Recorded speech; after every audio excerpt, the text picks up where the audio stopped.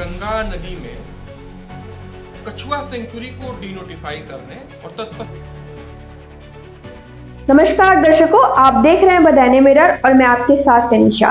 इस वक्त की बड़ी खबर आ रही है जनपद वाराणसी से। मैं सौरभ तिवारी, एडवोकेट। आज ऑनरेबल नेशनल ग्रीन ट्रिब्यूनल प्रधान पीठ नई दिल्ली की 3 सदस्यीय बेंच के समक्ष वाराणसी में गंगा नदी में कछुआ सेंचुरी को डिनोटिफाई करने और तत्पश्चात वहां टेंट सिटी बसाने की वैधानिकता को जो चुनौती दी गई थी याचिका के थ्रू, उस पर सुनवाई हुई।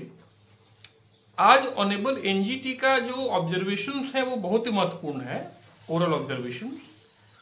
ऑनरेबल एनजीटी ने सीधे तौर पे उत्तर प्रदेश सरकार के एडवोकेट से कहा कि सन 2000 में ऑनरेबल सुप्रीम कोर्ट ने देश भर में किसी भी अभ्यारण्य को डिनोटिफाई करने पर एक तरह से रोक लगाया है, या यूं कहे कि बगैर ऑनरेबल सुप्रीम कोर्ट के अप्रूवल के कोई किसी भी डिनोटिफिकेशन को फाइनल नहीं माना जाएगा। तो आपने किस आधार पर वहां बगैर सुप्रीम कोर्ट के अप्रूवल के कछुआ सेंचुरी को डिनोटिफाई मानते हुए आपने वहां टेंट सिटी बसाया? इसके जवाब में उत्तर प्रदेश सरकार के एडवोकेट का यह कहना था कि ऑनरेबल सुप्रीम कोर्ट द्वारा जो गठित सीईसी है, सेंट्रल एम्पावर्ड कमिटी, उनके द्वारा कछुआ सेंचुरी का जो डिनोटिफिकेशन है उसको रद्द कराने के लिए, यानी डिनोटिफिकेशन रद्द कराने के लिए पिटीशन ऑलरेडी सुप्रीम कोर्ट में इंतरिम एप्लीकेशन दायर किया गया है 1997 के पिटीशन में। ऑनरेबल एनजीटी ने उत्तर प्रदेश सरकार से और केंद्र सरकार के एडवोकेट से यह कहा, अगला जो ऑब्जर्वेशन इंपॉर्टेंट है, कि आखिर हमारे लिए महत्वपूर्ण केवल पास्ट वायोलेशन नहीं है, इन्वायरमेंटल वायोलेशन, हमारे लिए प्रेजेंट और फ्यूचर भी महत्वपूर्ण है। तो ऐसे में आप ये बताइए कि टेंट सिटी, आप इस यहां भविष्य में क्या प्लान है आपके टेंट सिटी बसाने को लेके? तो यूपी गवर्नमेंट के एडवोकेट ने कहा कि हमारे पास ऐसा कोई फिलहाल प्लान नहीं है। तो ऑनरेबल एनजीटी ने कहा कि ये आप क्लियर नहीं बता पा रहे हैं, आप इसमें एफिडेविट फाइल करिए 3 हफ्ते के अंदर।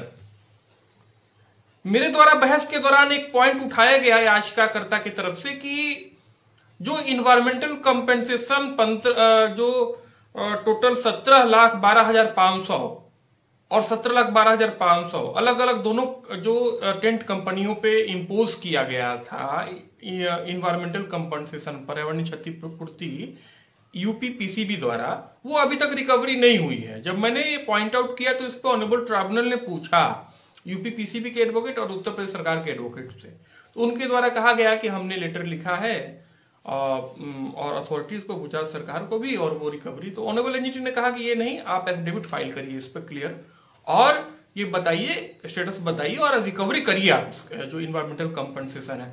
फाइनली इस मामले में जो अगली बहस होगी वो ऑनरेबल एनजीटी ने क्लियर किया कि हम इसको मैटर को फाइनली सुनेंगे और अंतिम रूप से सुनेंगे, और 26 मई की जो है सुनवाई की तारीख ऑनरेबल एनजीटी ने निर्धारित किया है। Thank you.